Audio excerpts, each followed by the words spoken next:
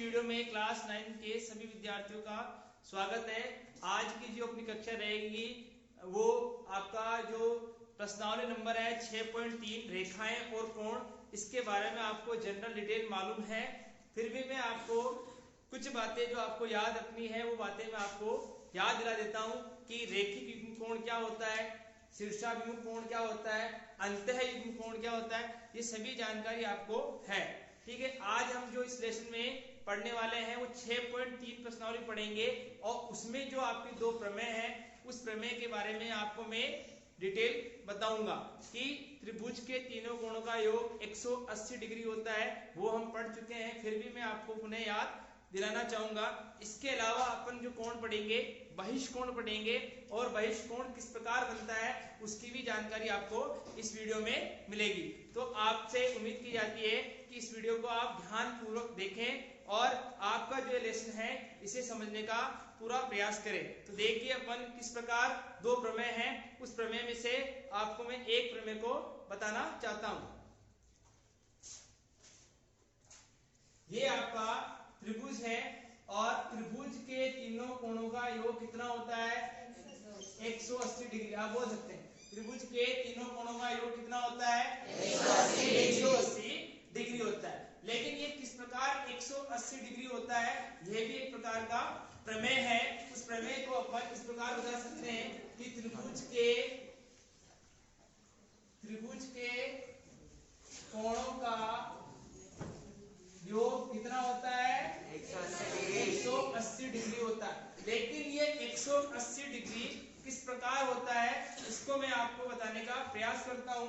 ये त्रिभुज है, आप इसके सामने एक लाइन खींच सकते हैं और एक लाइन आप ऊपर भी खींच सकते हैं। इस जो लाइन को अपन कहते हैं वो कहते हैं समांतर लाइन। क्या कहते हैं? समांतर लाइन या समांतर रेखाएं बोलते हैं, जिसके लिए अपन इस प्रकार के सिंबल का यूज करते हैं। ये समांतर रेखाएं हैं। हमारा जो प्रमेय है वो प्रमेय क्या है, हम देखना चाहते हैं कि त्रिभुज के तीन कोणों का योग कितना होता है 180 डिग्री होता है। लेकिन इससे पहले भी अपन पढ़ चुके हैं कि दो समांतर रेखाओं के बीच में विभिन्न प्रकार के कोण बनते हैं। उस कोण में एक कोण है एकांतर कोण। कौन सा है? एकांतर कोण। और एकांतर कोण को हम कहते हैं जेड की आकृति। क्या कहते हैं? जेड की आकृति। और एकांतर कोण कैसे होते हैं? बराबर। कैसे होते हैं? बराबर। तो देखिए अपने पास में दो लाइन बनी हुई है P और Q। क्या लिखा हुआ है? P और Q। ये P और Q है और इसको मैं R और S ले लेता हूं। अब आपके सामने दो समांतर लाइन है और दो समांतर लाइन के बीच में एक कोण बनता है। उस कोण का नाम क्या है? एकांतर। देखिए यहाँ पर एक जेड बन रहा है ना, यानी ये आपका एक जेड बन रहा है और एक जेड अपने उल्टा भी बन रहा है, इस प्रकार भी बन रहा है। ठीक है ना। और इससे पहले अपन पढ़ चुके हैं कि हम रेखिक युग्म कोण को भी जानते हैं जिसका मान कितना होता है 180। वो किस प्रकार बनता है, एक लाइन ऐसे लेते हैं और इसमें आप कितनी भी लाइन बना सकते हैं और ये जो कोण बना हुआ है वो कितने डिग्री का है 180 डिग्री का है। तो हम क्या करते हैं यहाँ पर नाम लिख देते हैं 1, फिर करते हैं 2, फिर करते हैं 3, ये आपका 4 और ये आपका कितना हो जाएगा 5। ठीक है, हम जानते हैं कि कोण 1, 2 और 3 सुनने का प्रयास करें। कोण 1, 2 और 3, 1 और 2, 3 को बात करते हैं। इस प्रकार की जो लाइन बनती है उसे हम कहते हैं रेखिक युग्म कोण। क्लियर है ना। तो मैं यहाँ लिख सकता हूं कि कोण 1 प्लस कोण 2 प्लस कोण 3 बराबर कितना आएगा 180 डिग्री आएगा। क्या आएगा 180 डिग्री आएगा। और इसके आगे में क्या लिख सकता हूँ रेखिक युग्म कोण। क्या लिख सकते हैं कोण। ठीक है, ये इसका एक रीजन है कि हम जानते हैं एक लाइन पे जो एंगल बनते हैं वो उनका मान कितना होता है 180 डिग्री होता है। तो आपको दिखा होगा 1, 2 और 3 को जोड़ते हैं तो कितना आएगा 180 डिग्री। लेकिन इससे पहले अपने एक रचना करी थी। क्या करी थी? रचना। और उस रचना में हमने लिखा था कि PQ समांतर RS। क्या लिखा? PQ समांतर RS। PQ समांतर RS। और इससे पहले भी मैंने आपको बताया था कि दो समांतर समांतर रेखाओं के बीच में जेड की आकृति का एक कोण बनता है, उसे अपन क्या कहते हैं? एकांतर कोण। और एकांतर कोण कैसे होते हैं? बराबर होते हैं। कैसे होते हैं? बराबर। बार बार आपको रिपीट करना है, एकांतर कोण कैसे होते हैं? बराबर। ठीक है, इसका मतलब यहाँ जेड बन रहा है तो कोण एक किसके बराबर होगा? 4 के बराबर। किसके बराबर होगा? 4 के। तो मैं लिख सकता हूँ कोण एक किसके बराबर? कोण 4 के। और मैं लिख सकता हूँ कोण 3 किसके बराबर? 5 के। आपको ऐसे जेड दिख रहा है? हाँ सर। और एक जेड ऐसे दिख रहा है? Yes sir. ये एंगल इस एंगल के बराबर, ये एंगल इस एंगल के बराबर। इसका मतलब है कोण 3 किसके 4 किसके बराबर होगा? 3 किसके बराबर होगा? 5 के बराबर। किसके बराबर? 5 के। इसका मतलब है कि मैं एक वाले को 4 कह सकता हूँ तो 4 वाले को 1 कह सकता हूँ। क्लियर है ना? Yes sir. 3 वाले को मैं 5 कह सकता हूँ तो 5 वाले को मैं 3 कह सकता हूँ। और हमारे त्रिभुज में कितने कोण हैं? 3। 2 4 5। कितने? 2 4 5। और अपना क्वेश्चन क्या है कि कोण 2 प्लस कोण 4 प्लस कोण 5 को जोड़े तो कितना आना चाहिए? 180। 180 आना चाहिए। ये हमारा प्रमेय क्या कह रहा है? 2 प्लस 4 प्लस 5 को जोड़ दे तो कितना आना चाहिए? 180। ये बात क्लियर हो गई आपकी? इसका मतलब है कि अपन 2 4 5 लाने का प्रयास करते हैं, लेकिन हम देखते हैं कि हमारे एंगल में ये हमारा 1 नंबर का समीकरण हो सकता है, ये हमारे 2 नंबर का समीकरण हो सकता है। तो बताइए हमारे त्रिभुज का नाम है, जैसे मैंने लिख दिया ए बी और सी। क्या लिख दिया? A B C. और ए बी सी आपके त्रिभुज में हम बात करते हैं ए बी सी में एक कोण कौन सा? ए बी और सी। तो कोण ए प्लस कोण बी प्लस कोण सी बराबर कितना आना चाहिए?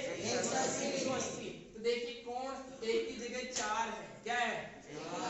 देखिए हमने कहा था कि 4 किसके बराबर है? 1 के। इसका मतलब जो 1 है वो 4 है। तो मैं लिख सकता हूँ कोण 4। क्या लिख सकता हूँ? कोण 4 प्लस बी की जगह आपको दिख रहा है 5। क्या दिख रहा है? 5। लेकिन 5 किसके बराबर है? 3 के। इसका मतलब जो 3 है वो 5 है, तो मैं यहाँ लिख सकता हूँ कितना? 5। और कोण सी ऑलरेडी आपकी इस त्रिभुज में है। दिख रहा है आपको? ए बी और सी। तो सी ऑलरेडी आपके इसमें आ रहा है। कितना है? 2। तो मैं यहाँ 2 लिखता हूँ तो कितना हो जाएगा? 180। इसका मतलब है कि त्रिभुज के 3 कोणों का योग कितना होता है? 180 डिग्री होता है। एक बिल्कुल सिंपल सा प्रश्न है, आपको एग्जाम में पूछा जाएगा कि सिद्ध कीजिए कि त्रिभुज के कोणों का योग कितना होता है?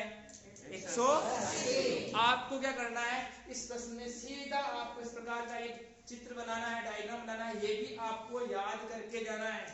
वहां चित्र नहीं मिलेगा, वहां एक लाइन मिलेगी। क्या?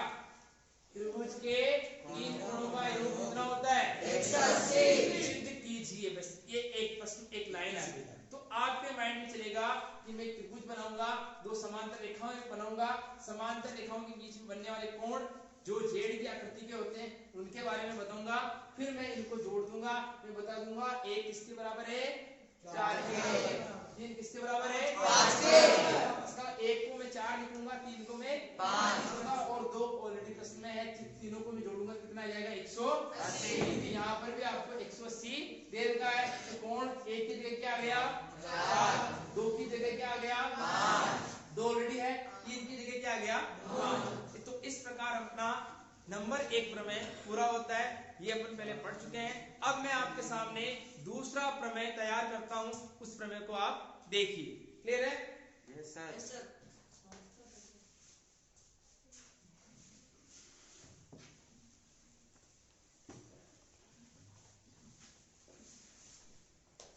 देखिए प्रमेय नंबर आपका जो 2 है वो है बहिष्कोण पर। किस पर है? बहिष्कोण पर। और बहिष्कोण कैसे होते हैं उसके बारे में भी आपको भी मैं जानकारी दे रहा हूं कि बहिष्कोण किस प्रकार बनता है, और एक बहिष्कोण का योग अंतः अभिमुख कोणों के योग के बराबर होता है।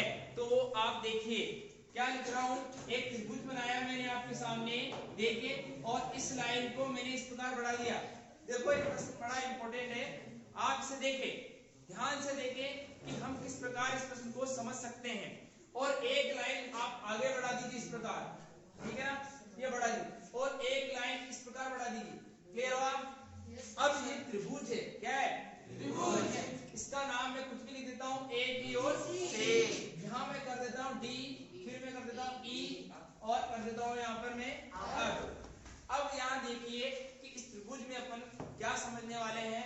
हम समझने वाले हैं कि ये मैं आपके सामने लिखता हूँ एक, क्या लिख रहा हूँ एक बहिष्कोण। बहिष्कोण का मतलब होता है बाहर। क्या होता है बाहर, ठीक है ना, यानी बाहर का कोण। किसका कोण है बाहर का कोण। एक बहिष्कोण का योग, क्या लिख रहा हूँ एक बहिष्कोण का योग, ठीक है, अंतः अभिमुख, क्या लिख रहा हूँ अंतः अभिमुख कोणों के योग के बराबर होता है। ठीक है, यहां लिखता हूं त्रिभुज, क्या लिख रहा हूं त्रिभुज को आप त्रिभुज समझे। त्रिभुज के एक और लिख देते हैं के, क्या लिख रहा हूं, ठीक है, त्रिभुज के एक बहिष्कोण का योग अंतः अभिमुख कोणों के योग के बराबर होता है। अब इसको समझना है कि ये क्या चीज है। अब आप यहाँ देखिए, मैं नंबर लिखता हूँ एक, ठीक है, यहाँ कर देता हूँ मैं 2 और इसकी जगह मैं कर देता हूँ 3, ठीक है। अब आप ये देखना चाहोगे कि बहिष्कोण कौन से होते हैं। तो बहिष्कोण आप सभी सामने देखें। बहिष्कोण नंबर 1 यानी बाहर, क्या है बाहर, त्रिभुज के अंदर है, ठीक है, त्रिभुज के अंदर कोण ये है, एक ये है, एक ये है और एक। इसका मतलब है कि अंदर वाले कोण कौन से वाले, अंदर वाले कोण। बाहर वाले कोण कौन से हैं? नंबर 1 बाहर का कोण, नंबर 2 बाहर का कोण, नंबर 3 बाहर का। क्लियर हो गया? बाहर वाले। तो ये प्रश्न वाला ये कहना चाहता है कि बाहर के एक कोण का योग, क्या कह रहा है बाहर के एक कोण का योग, यानी इस वाले कोण का जो योग है, यहाँ पर जो कोण आएगा वो और यहाँ पर जो कोण आएगा वो, अगर तुम इन दोनों को जोड़ते हो, क्या करते हो जोड़ते हो, तुम्हारे को ये मिलेगा। क्या मिलेगा ये। अब इसे प्रश्न से समझने का प्रयास करें कि मैंने यहाँ लिख दिया 110, क्या लिख दिया 110, क्लियर है, आवाज नहीं, 110 डिग्री मैंने लिख दिया। अब 110 का योग कहाँ मिलेगा आपको, एक यहाँ पर और एक यहाँ पर। मान लिया ये 70 का है, ये 40 का है, मिलेगा 70 का और 40 का, तो देखो दोनों का योग कितना होता है 110। क्लियर हुआ? ये कहता है कि इस वाले कोण का योग, इसको छोड़ देना, इसके पीछे वाले को। क्लियर है? इस वाले कोण का योग ये और ये जोड़ने पर आता है, ये प्रमेय है। क्या लिखा हुआ, एक बहिष्कोण का योग यानी बाहर का कोण ये, यानी ये कौन सा कोण है आपका बहिष्कोण। बहिष्कोण कौन सा कोण है बहिष्कोण। और एक बहिष्कोण का योग अंतः अभिमुख, क्या लिखा हुआ है अंतः अभिमुख, यानी ये अंदर वाला, ये भी अंदर वाला, इसका योग कितना हो गया 110। अब इसे वापस समझने का प्रयास करते हैं। मैंने इसको मिटा दिया और मैं यहाँ लिख देता हूँ ये 120 डिग्री का, कितने का है 120। अब मैं आपसे पूछता हूँ ये और ये एंगल में, माना ये 80 डिग्री का है, ये कितने का 40 का। पकड़ लिया नो डाउट से कि दोनों का योग जोड़ेंगे, ये 40 और कितने हो गए 120। तो अब आपको प्रश्न में क्या मिलेगा कि ये वाला कोण देगा, इसमें से एक कोण और मिलेगा और उसमें से इसको घटा देंगे तो ये आ जाएगा। क्लियर हुआ? फिर से इसको समझने का प्रयास करते हैं कि ये वाला एंगल मैंने बता दिया ये 130, कितना है 130, और ये वाला एंगल आपका है 70।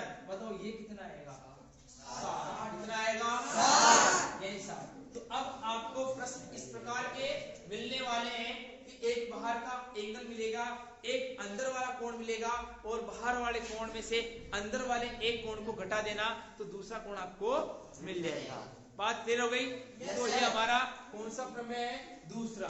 क्या कहता है, एक बहिष्कोण का योग, त्रिभुज में एक बहिष्कोण का योग दो या अंतः अभिमुख कोणों के योग के क्या होता है बराबर। बात क्लियर हुई? फिर से अपने त्रिभुज बनाते हैं। अब आपको पूरा नहीं मिलेगा, ऐसे मिल गया, क्या मिल गया। अब सुनना, मैंने आपको दे दिया ये x, ये y और मैंने आपको कह दिया ये आपका 135 डिग्री है और ये वाला एंगल आपका 35 डिग्री। कितना है 135 नहीं, अपन इसको कर देते हैं ये आपका 65 डिग्री। कितना है 65 डिग्री। अब आपसे पूछा जाए बताइए y का मान कितना है, बताइए 70।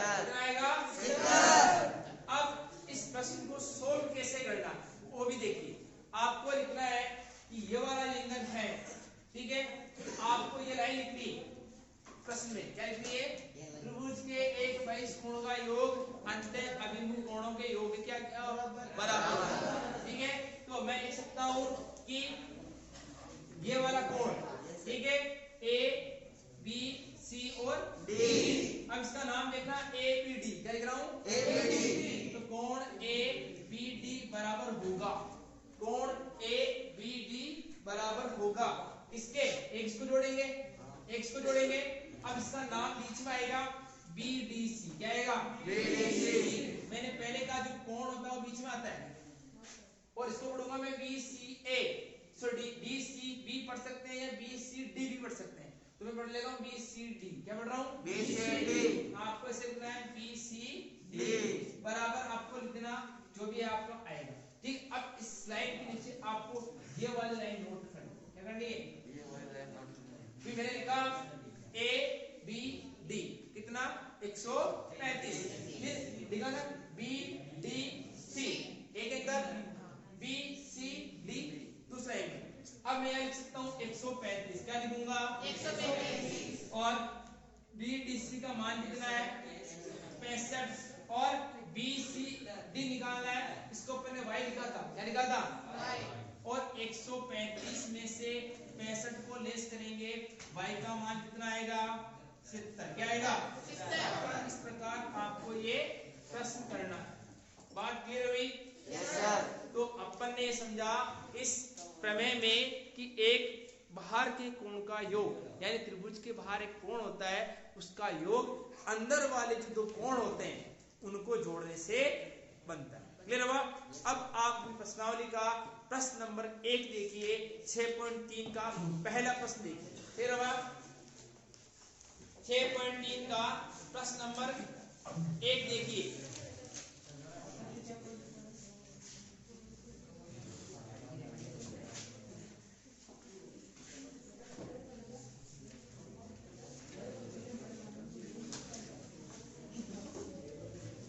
हाँ देखिए, मिल गया प्रश्न आपको? देखो प्रश्न में लिखा हुआ आकृति 6.39 मिल गया आपको? yes, में त्रिभुज PQR क्या लिखा हुआ है? PQR की भुजाओं QP RQ को क्रम से S और T तक बढ़ाया जाए। यदि SPR का मान 135 डिग्री हो, PQ2 का मान 110 डिग्री हो, तो आप मुझे बताइए PRQ का मान कितना है। हम जानते हैं त्रिभुज के 3 कोणों का योग कितना होता है 180 डिग्री। ठीक है, ये सिंपल सा प्रश्न है, इसको अपन ने इस प्रकार बनाया, किताब में बना हुआ आप बस देख सकते हैं। बताइए इसका मान कितना है 135 डिग्री। इसका मान कितना है 110। ये आपका T Q S और R आपसे ये पूछा गया और ये, यानी अपन सारे कोण निकाल सकते हैं। क्या कर सकते हैं? सारे कोण। यस, अब सारे कोण किस प्रकार निकलते हैं वो देखिए। अभी अभी आपने सीखा कि रेखिक युग्म कोण का मान कितना होता है, 180। सबको पता है। तो रेखिक युग्म कोण एक लाइन पे बनते ना। तो अब आप यहाँ देखिए, ये रेखिक युग्म कोण हुआ, ये वाला रेखिक युग्म हो गया, ये वाला भी रेखिक युग्म है। तो अगर मुझे ये दे रखा तो मैं ये निकाल सकता हूँ, ये दे रखा तो मैं ये निकाल सकता हूँ, और फिर दोनों को जोड़ के ये निकाल सकता हूँ। बात हो गई। फिर देखिए, अब मैं लिखता हूँ PQS। क्या लिख रहा हूँ? PQS। ठीक है ना, PQS। अब इसके साथ में SQR। क्या लिख रहा हूँ? SQR बराबर कितना होता है? इसको समझने का पूरा प्रयास करें। ये वीडियो आपके लिए बहुत अच्छा होगा। आप घर पे जाके इसे रिपीट भी कर सकते हैं, देख सकते हैं। जो चीजें आपको समझ में नहीं आती है वो आप दोबारा बार बार देखने से आपको वो चीजें अपने घर पे मिल जाएगी। जो मैं यहाँ बता रहा हूँ वही चीज आप घर पे रिपीट कर सकते हैं। अगर आपको एक बार समझ में नहीं आता है, वीडियो को 3 से 4 बार देखिए, उसको फास्ट करके भी देख सकते हैं। देखिए PQS हो गया, SQR कितना होता है 180 डिग्री। ये लाइन क्लियर हो गई ना? इसके सामने क्या लिखोगे 110, यहाँ क्या हो जाएगा